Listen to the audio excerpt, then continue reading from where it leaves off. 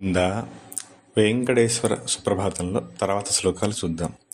మీనాకృతే కమఠకోల నృసింహవర్ణిన్ స్వామిన్ పరస్వతపోతన రామచంద్ర శేషాంశరూప యదునందన కల్కి రూప శ్రీవేంకటాచలపతే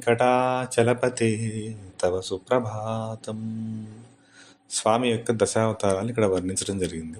మీనాకృతి మత్స్యావతారాన్ని ధరించిన స్వామి, మఠ కమఠ, కోలవర్ణిన్, కమఠ అంటే కూర్మమూర్తి తాబేలు, కోల అంటే వరాహమూర్తి పంది స్వరూపం, నృసింహ నరసింహమూర్తి, వర్ణి బ్రహ్మచారి రూపంలో ఉన్నటువంటి త్రివిక్ర స్వరూప ఆయన వామన అవతారం, స్వామిన్ పరశ్వతపోతన పరశురాముడు తాపసి, ఆయన తపస్సు చేశాడు, పరశురాముడు తాపసి రూపంలో ఉన్నాడు, రామచంద్ర శ్రీరాముడిగా వచ్చాడు, శేషాంశరామ ఆదిశేషుని అవతారం గల బలరామ, యదునందన కల్కి రూప, యదునందన అంటే కృష్ణుడు, కల్కి రూప అంటే కల్కి అవతారం. అలాంటి 10 అవతారాలు ధరించిన స్వామి వెంకటాచలపతి నీకు సుప్రభాతం. ఈ దశావతారాలు స్వామి 24 ఫామ్స్లో భూమి మీదకి వచ్చినట్టుగా మనకి పురాణాలు చెప్తూ ఉన్నాయి. 10 ముఖ్యంగా చెప్పడం జరిగింది. అవన్నీ కూడా ఈ 10 కూడా మన యొక్క చైతన్య స్థాయిలే. ఎప్పుడైతే పిండోత్పత్తికి ముందు ఏవైతే లోపల స్త్రీ పురుష సంగమం జరిగి లోపల పిండోత్పత్తికి ముందు ఏదైతే ఆ కణాల బీజ కణాలు లోపల ప్రవేశించి అండంలో కలుస్తాయో అది మత్స్యావతార తత్వం. కమఠ అది ఒక చోట నిర్దిష్టంగా ఉండి తాబేలు అవతారం, తాబేలు యొక్క ఫామ్ తీసుకొని స్థిరంగా ఉంటుంది.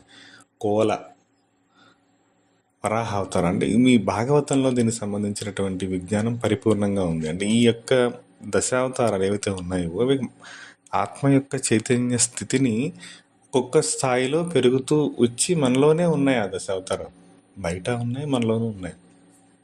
ఆ యొక్క చైతన్య స్థాయిలు అనమాట అవి. ఆ ఫామ్స్నే ఆ స్వామి యొక్క ఫామ్సే ఈ మొత్తం సృష్టిని నడిపిస్తున్నాయి. ఇది ఇందులో ఉన్నటువంటి అంతరార్థం.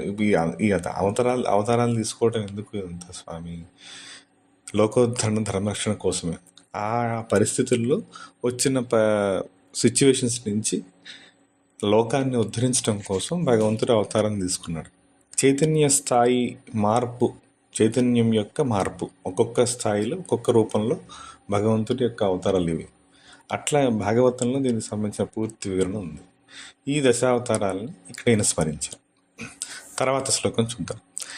ఏలా లవంగ ఘనసార సుగంధి తీర్థం దివ్యం విహస్సరతి హేమఘటేషు పూర్ణం ధృత్వాద్యవైదిక శిఖామణయః ప్రహృష్టా తిష్టంతి వెంకటపతే తవ సుప్రభాతం. ఏలా లవంగ ఘనసార సుగంధి తీర్థం, ఏలా లవంగాలు, యాలుకలు, సుగంధి పచ్చకర్పూరం, వీటి చేత పరిమళభరితమైనటువంటి సుగంధి తీర్థం, ఆకాశగంగ తీర్థం, హేమఘటేషు పూర్ణం అంటే బంగారు కలశాలతో, హేమం అంటే బంగారు, ఘటం అంటే కుండ, బంగారు కడవల్లో పూర్ణంగా నుండి ఎవరు తీసుకొస్తున్నారు వీటిని? ధృత్వద్య వైదిక శిఖామణులు ఎవరైతే వాళ్ళు ఉన్నారో, ఆ పూజ అర్చక స్వాములు ఎవరైతే ఉన్నారో వాళ్ళు తీసుకొని వస్తున్నారు. ప్రతిష్ట మిక్కిలి హర్షించుతున్న వారై చాలా ఆనందపూర్వకంగా ఈ సేవ మీకు చేస్తున్నారు. తిష్టంతి వేచి ఉన్నారు, వాళ్ళు వచ్చి చూస్తున్నారు. తిష్టంతి వెంకటపతే తవ సుప్రభాతం, వాళ్ళు వచ్చారు. బంగారు కడవల్లో ఆ ఆకాశగంగా జలాలు తీర్థం తీసుకొచ్చి అందులో లవంగాలు, యాలకులు, పచ్చకర్పూరం వీటిని కలిపి మిగిలిన సుగంధ ద్రవ్యాలు కూడా రెడీ చేసి నీ కోసం వేచి చూస్తున్నారు. వైదికోత్తములు వచ్చారు నీ కోసం, నీ ఆరాధన కోసం చాలా సంతోషంగా వాళ్ళు వేచి చూస్తున్నారు, వెయిట్ చేస్తూ ఉన్నారు. స్వామి వెంకటాచలపతి నీకు సుప్రభాతమవుగాక. అంటే సుగంధాలు, లవంగాలు, యాలుకలు, పచ్చకర్పూరం వీటన్నిటిని కూడా స్వామి యొక్క సేవలో వాడతారు. పచ్చకర్పూరానికి అద్భుతమైన పరిమళం వచ్చేటువంటి సుగుణం ఉంది. స్వామి యొక్క నామం పచ్చకర్పూర నామమే. ఈ మొత్తం కనీలికాలు మొత్తం కల్పించే నాసికారంధ్రం వరకు స్వామి మొత్తం పచ్చకర్పూర నామం దిద్దుతారు. దిద్ది మధ్యలో కస్తూరి తిలకాన్ని అద్దుతారు. అది మొత్తం శుక్రవారం నుంచి గురువారం వరకు అదే అలంకరణ ఉంటుంది.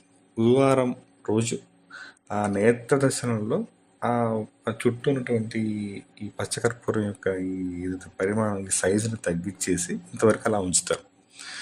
ఎందుకు పచ్చకర్పూరం అలా ఉంచారు అంటే, శ్రీమద్ రామానుజుల వారు 10వ శతాబ్దంలో ఈ మూర్తి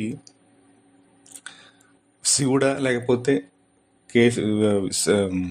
విష్ణుమూర్తి అనేటువంటి ఒక చర్చ వచ్చింది.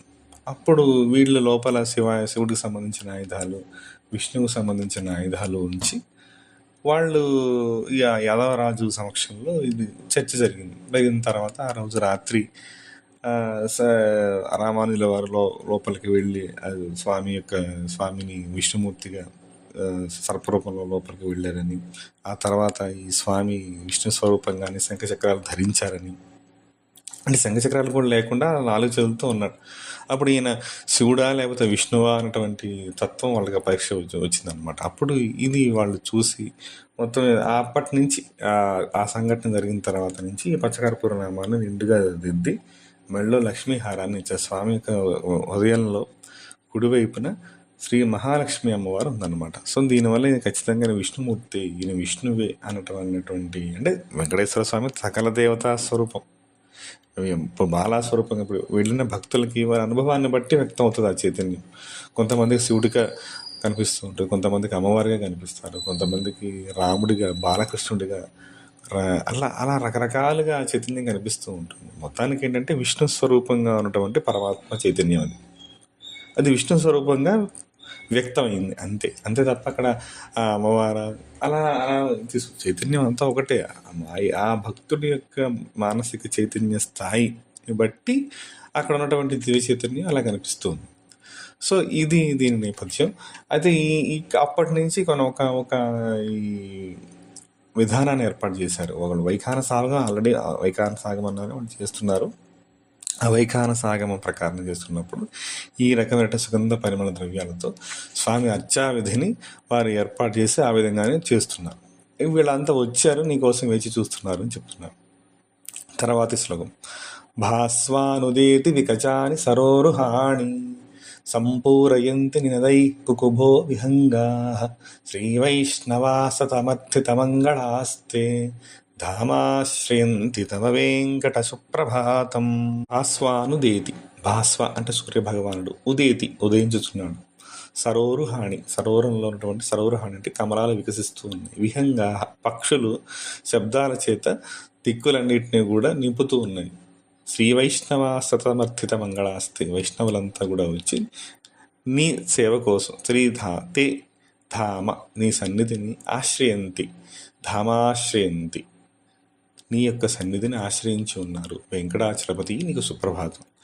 ఇప్పుడు సూర్యుడు ఉదయం జరిగింది, సూర్యోదయం, ఈ కమలాలన్నీ వికసించాయి. అంటే ఈ జీవుడు పూర్తిగా పరమాత్మ చైతన్యంలోకి ప్రవేశిస్తున్నాడు అనమాట. మొత్తం తనలో ఉన్నటువంటి జ్ఞానోదయం జరిగింది, ఈ కమలాలన్నీ వికసించాయి, నీ సేవ కోసం వచ్చాడు, నీ ఆత్మదర్శనం జరగాలి స్వామి, నీకు సుప్రభాతం అన్నట్లుగా ఈ అర్థం తీసుకోవాలి. తర్వాత సులభం.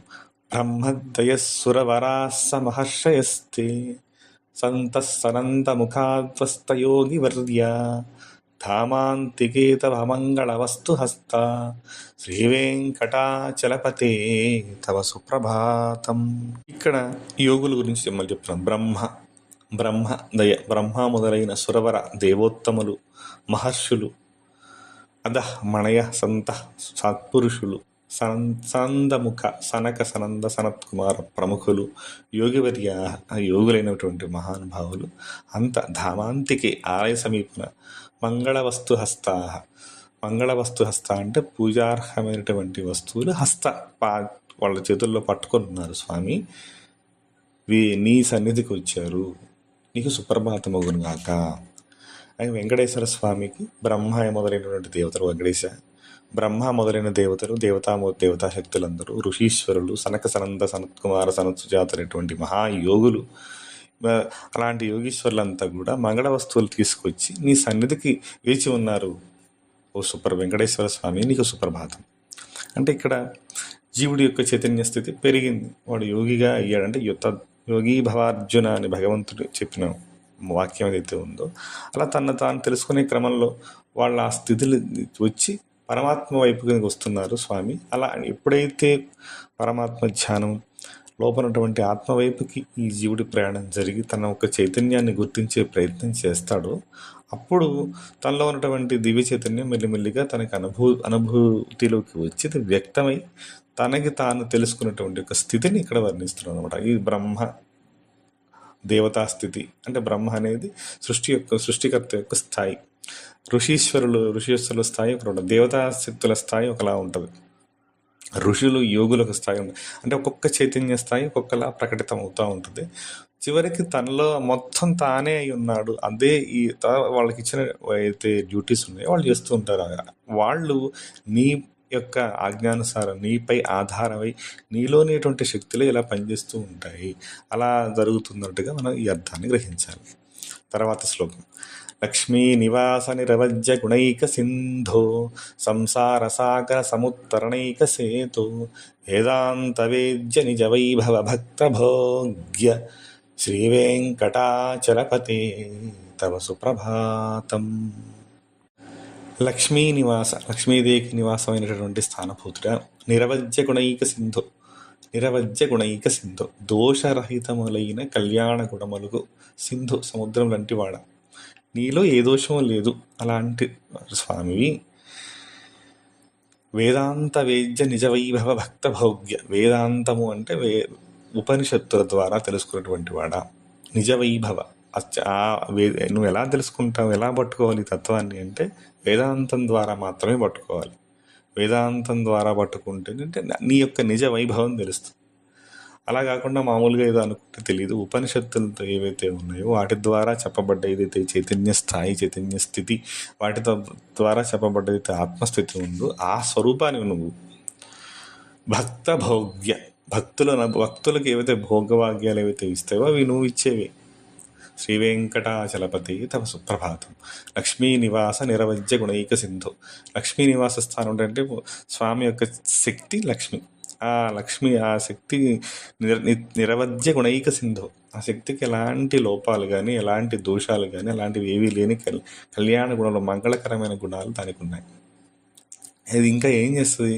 సంసార సాగర సముత్తరణైక సేతు, సంసార సముద్రాన్ని దాటడానికి ముఖ్యమైనటువంటి సేతు అంటే బ్రిడ్జ్.